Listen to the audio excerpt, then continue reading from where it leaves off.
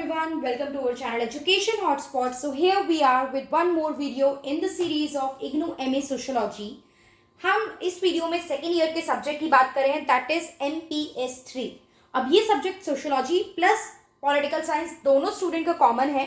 तो I think दोनों students आप लोग में से जो भी इसे देख रहे हैं ये सेम ही चीज़ है, सेम ही पैटर्न है. ऐसा नहीं है सोशियोलॉजी वालों के लिए सब्जेक्ट एंड कंटेंट अलग एंड पॉलिटिकल साइंस वालों के लिए अलग.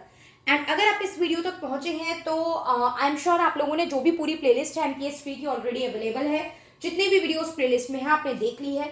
कल जून 2020 वाले सेशन वाले बच्चों का एग्जाम है तो आप लोग ये वीडियो देख रहे होंगे, बट ऐसा नहीं है कि दिसंबर या नेक्स्ट ईयर 23-24 में जब बच्चे देखेंगे तो ये वीडियो बेनिफिशियल नहीं रहेगी. ये वीडियो आपके आने वाले हर सालों के लिए इंपॉर्टेंट है, बिकॉज सिलेबस और पैटर्न तो चेंज हो नहीं रहा है, कंसेप्ट वही है, तो वही कंसेप्ट हमें पढ़ने हैं. तो यहाँ पे हम जुडिशियल रिव्यू की बात कर रहे हैं. MPS3 आपका जो टॉपिक है इंडिया डेमोक्रेसी एंड डेवलपमेंट, तो कुछ पॉलिटिकल बेसिस पे यहाँ पे टॉपिक्स इंक्लूडेड है. कॉन्स्टिट्यूशन को लेके कुछ क्वेश्चंस हैं, पार्लियामेंट्री सिस्टम को लेके यहाँ पे क्वेश्चंस हैं, गवर्नेंस को लेके यहाँ पे क्वेश्चन है. तो इसी में एक टॉपिक आपका हो जाता है जुडिशियल रिव्यू. बेसिक कंसेप्ट सबको पता है कि जब जुडिशरी किसी पर्टिकुलर पॉलिसी डिसीजन को क्या कर रही है, रिव्यू कर रही है, that is judicial review. But सिर्फ इतना पता होने से आप उसको एग्जाम में प्रेजेंट करके नहीं आ सकते हो. You need a holistic coverage of this subject, of this topic, detail notes and detail understanding. तो बात करते हैं जुडिशियल रिव्यू की. बेसिक सा मीनिंग मैंने आपको बताया कि जब जुडिशरी क्या करती है, ओवरलुक करती है, इंटरफेयर करती है लेजिस्लेचर के द्वारा बनाए गए किसी कानून में, और ये चेक करती है कि वो कितने हद तक कॉन्स्टिट्यूशनल है या नहीं है, कॉन्स्टिट्यूशन के प्रोविजन को वो अपहेल्ड कर पा रहा है, नहीं कर पा रहा है, कोई अनलॉफुल चीज तो उसके थ्रू आपने पास नहीं कर दी है. ऐसे डिसीजन को जब आप दोबारा से क्रॉस चेक करते हो, then it become what, it become judicial review. Word to word, point to point पढ़ते हैं. इसकी PDF आपको टेलीग्राम चैनल पे मिल जाएगी. तो after watching the video you can join the Telegram channel and download the PDF from Telegram channel. अब देखते हैं जुडिशियल रिव्यू क्या है. It is a type of court proceeding. एक court proceeding का type है in which a judge reviews the lawfulness of a decision or action made by a public body. अब एक लेजिस्लेचर या किसी भी कंसर्न बॉडी ने कोई क्या बना दिया है, लॉ बना दिया है, तो जो कोर्ट ये चेक करता है कितने एक्सटेंट तक वो पर्टिकुलर लॉ जो है वो लॉफुल है या नहीं. It is a power exerted by the courts of a country to examine the action of legislature, executive, administrative arms of government. मतलब ये डिफरेंट पर्सन्स ने अगर कानून बनाया है तो आप चेक करते हो कि वो पर्टिकुलर चीज लॉफुल है या नहीं है. आप इन पे क्रॉस चेक कर रहे हो, इनके एक्शंस को, इनके एक्ट को एग्जामिन कर रहे हो, and to ensure that such action confirm to the provision of the nation constitution, कि जो भी इनके ये एक्शंस हैं, जो भी ये लॉ कानून बना रहे हैं, वो कॉन्स्टिट्यूशन को अपहेल्ड करते हो, कॉन्स्टिट्यूशन के अकॉर्डिंग हो, कॉन्स्टिट्यूशन के किसी भी प्रोविजन को वॉयलेट ना करते हो.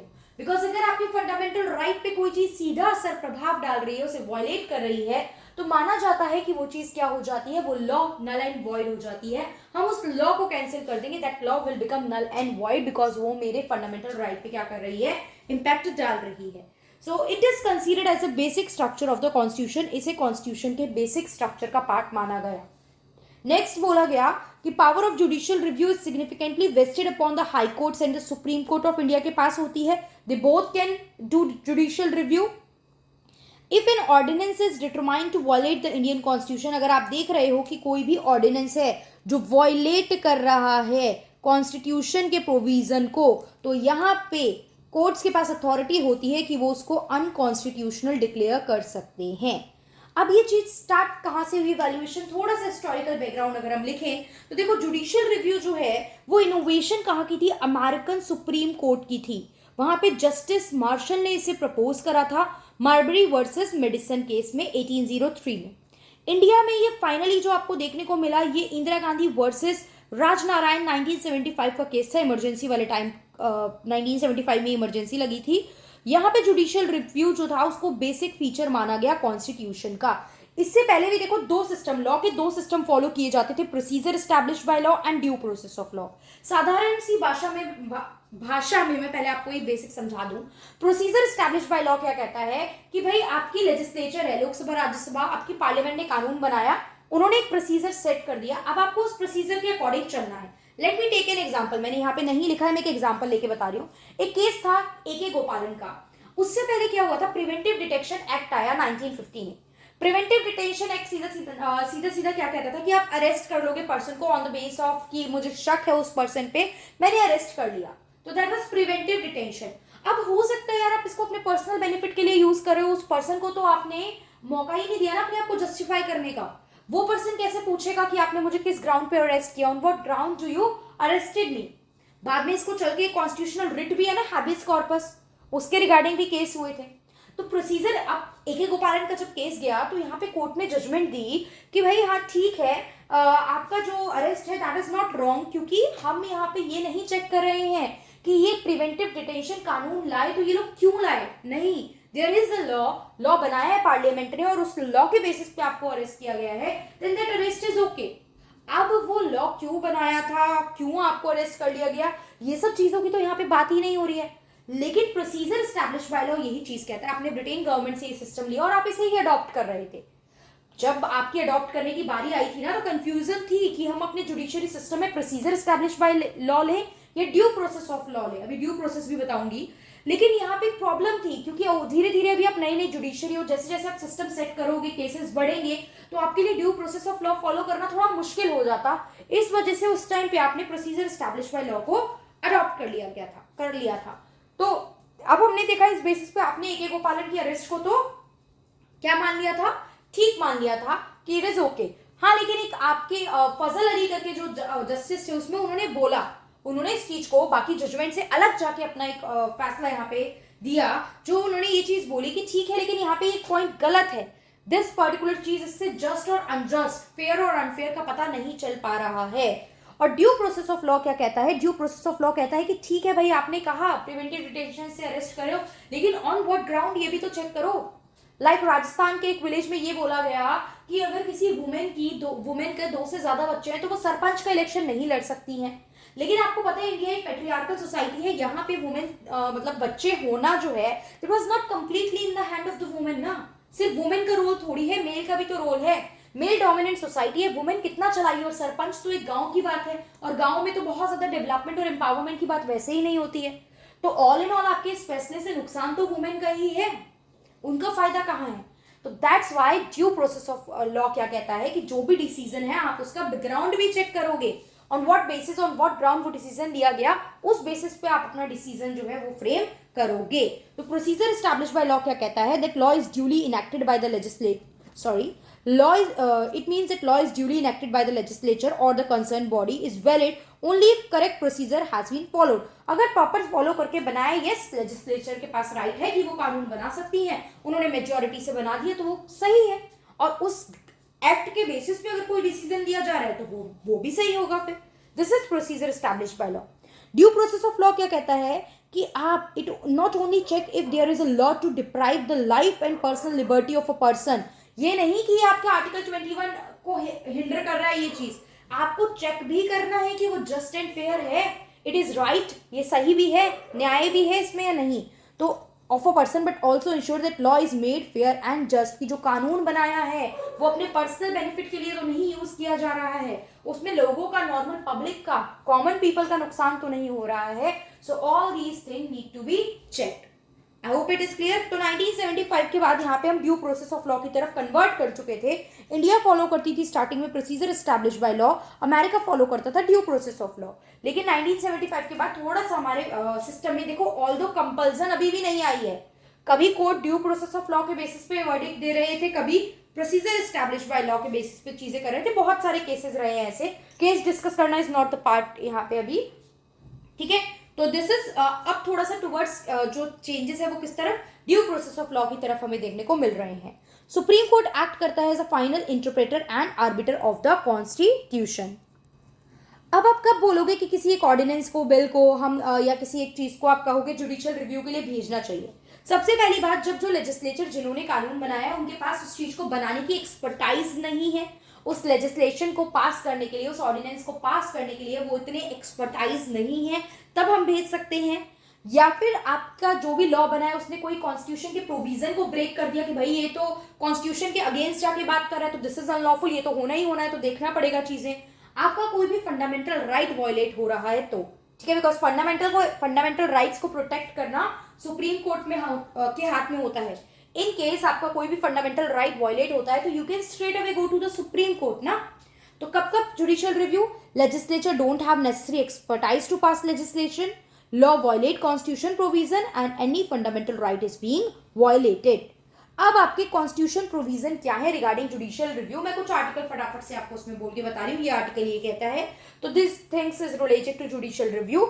आर्टिकल 13 कहता है any law that violate any fundamental right is on unconstitutional. कोई भी कानून जो फंडामेंटल राइट को वायलेट कर रहा है तो वो कानून ही क्या हो जाएगा, अनकॉन्स्टिट्यूशनल हो जाएगा।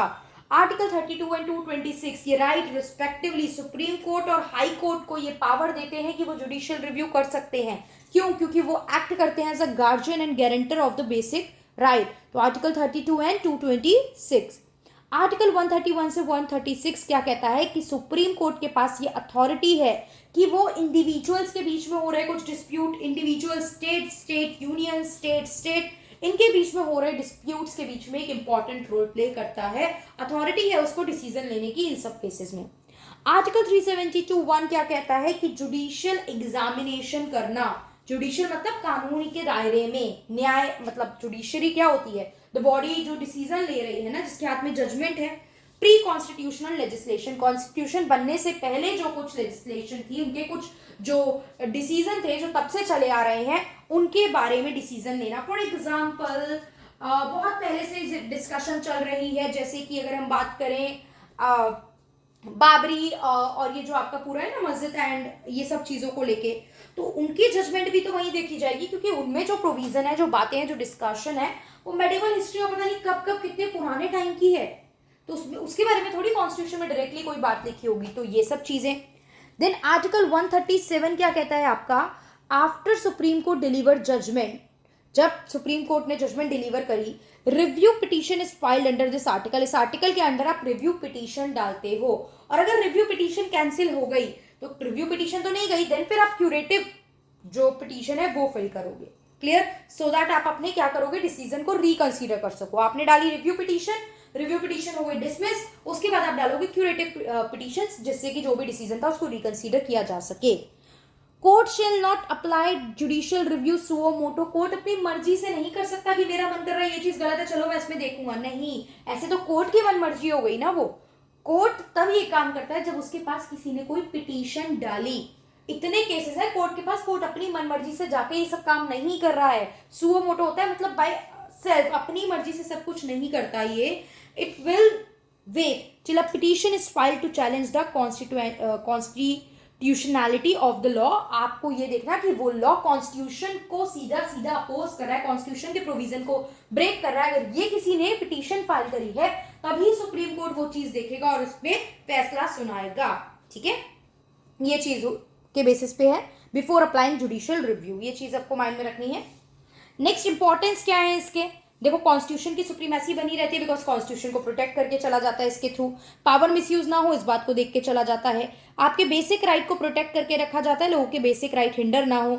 डिवीजन ऑफ पावर को प्रमोट करने की बात करता है, जिससे फेडरल स्ट्रक्चर बना रहता है। मतलब ऐसा नहीं है किसी एक पर्टिकुलर बॉडी के पास बहुत पावर चली जाए और दूसरी बॉडी के पास पावर ना रहे, तो उससे भी मिसमैच ऑफ पावर होगा, पावर का बराबर डिवीजन नहीं होगा, तो भी प्रॉब्लम होती है डेमोक्रेसी एंड गवर्नेंस में। तो executive, legislative, judiciary, centre, state, इनके बीच में पावर के बीच बैलेंस बना रहा है, यानी कि फेडरल स्ट्रक्चर अच्छे से वर्क करता रहे।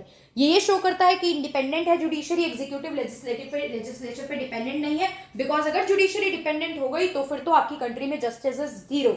जो फैसला कर रहा है अगर वो बायस हो जाएगा, वो किसी के फेवर में पहले से है या कोई ऑलरेडी टीम बनी हुई है, भाई साठगांठ हो रखी है, तो वहां पे तो फिर डिसीजन क्या रहेगा, बायस ही रहेगा ना। तो जस्टिस तो बिल्कुल जीरो हो गई। अब प्रॉब्लम्स क्या है, क्रिटिसिज्म क्या है, सबसे पहली बात गवर्नमेंट की फंक्शनिंग को रोक देती है ये। भाई गवर्नमेंट को पता है कि अब यहाँ पे ये प्रॉब्लम हो सकती है, तो गवर्नमेंट बहुत ज्यादा फंक्शनिंग में नहीं आना चाहेगी ना, लगेगा बार बार कोई ना कोई जुडिशरी आके रुकावट लगा देगी। पर्सनल मोटिव से इसको इन्फ्लुएंस भी किया जा सकता है। यहाँ पे जुडिशरी के पास सुपर लेजिस्लेचर का स्टेटस चला जाएगा, क्योंकि लेजिस्लेचर ने कोई कानून बनाया, जुडिशरी तो बार बार उसको क्वेश्चन कर सकती है, फिर उसमें ऑल्टरेशन करा सकती है। तो लेजिस्लेचर और लेजिस्लेशन वाला पार्ट तो यहाँ पे फिर सुपर जो एक ऊपर रख दिया उसके, वो जुडिशरी को हो जाएगा। प्लस लोगों का फेथ जो है ना वो गवर्नमेंट की एफिशिएंसी से कम होने लगेगा। क्योंकि गवर्नमेंट कोई कानून ला रही है, क्वेश्चन आ रहा है, गवर्नमेंट कोई कानून ला रही है, क्वेश्चन रेज किया जा रहा है उस पर, तो लोगों को लगने लगेगा कि गवर्नमेंट ही इफेक्टिवली काम नहीं कर रही है, क्योंकि कुछ ना कुछ प्रॉब्लम निकले जा रही है, उसको चेंज करना पड़ रहा है, उस पर क्वेश्चनिंग हो रही है. So this is a issue. It is link with judicial activism की जुडिशरी पूरी तरीके से ओवरलुक कर रही है, तो उसको जुडिशियल रिव्यू को समटाइम जुडिशियल एक्टिविज्म से लिंक किया जाता है. So this is also a problem और criticism of this concept of the concept of judicial review. So this is the whole concept of judicial review. अच्छा खासा content मिल गया. अगर 20 मार्क्स में आता है, 10 मार्क्स के शॉर्ट नोट में आता है, एग्जाम में जैसे भी आए 10 में से 5 क्वेश्चन करने होंगे. हमने इतना enough amount of question I think कर लिए हैं. 73rd 74th इसकी प्लेलिस्ट में नहीं है, तो आप डालोगे तो एमपीएस 16 की प्लेलिस्ट में मिल जाएगा. आप एक बार टॉपिक डाल के ना उसको एजुकेशन हॉटस्पॉट लिख के सर्च करो, क्या पता कोई टॉपिक कॉमन हो बाकी सब्जेक्ट के साथ, तो वो इस सब्जेक्ट में नहीं हो, किसी और सब्जेक्ट में हो, लेकिन टॉपिक कॉमन होते हैं. तो आप कुछ पढ़ रहे हो, आपको प्लेलिस्ट में नहीं मिलता, एक बार प्लीज टॉपिक का नाम डाल के चैनल का नेम डाल लो, क्या पता वो टॉपिक वहां पे आ जाए. ठीक है. तो इनकेस अभी भी आपको कुछ डाउट है, आप लोग मुझे कमेंट कर सकते हैं. बाकी आगे के सब्जेक्ट के लिए वीडियो भी आप लोगों को मिलती रहेगी. अभी इसको पढ़िए. जिन बच्चों का एमएसओई 2 भी सब्जेक्ट है, उनके लिए भी आपको वीडियो जल्दी मिलनी स्टार्ट होगी. वीडियो पसंद आई है तो लाइक कीजिए. कल एग्जाम देके आने के बाद मुझे बताएंगे, रिस्पॉन्स देखें कि आपका एग्जाम कैसा रहा. अभी भी मैं ट्राई करूंगी कि मैं एमपीएसटी के रिगार्डिंग कुछ ऑडियो या कुछ शॉर्ट वीडियो आप लोगों के साथ शेयर करूं, सो दैट हम कल के एग्जाम के लिए और ज़्यादा अच्छे तरीके से प्रिपेयर कर सकें. कोई डाउट है तो कमेंट कीजिए. वीडियो पसंद आई है तो लाइक कर दीजिए. ज़्यादा टाइम नहीं जाएगा. बाकी आपके कमेंट और जो भी डाउट होगा उसका मैं वेट करूंगी, एंड देन फिर we will clear that. That's all for this video. Thank you everyone.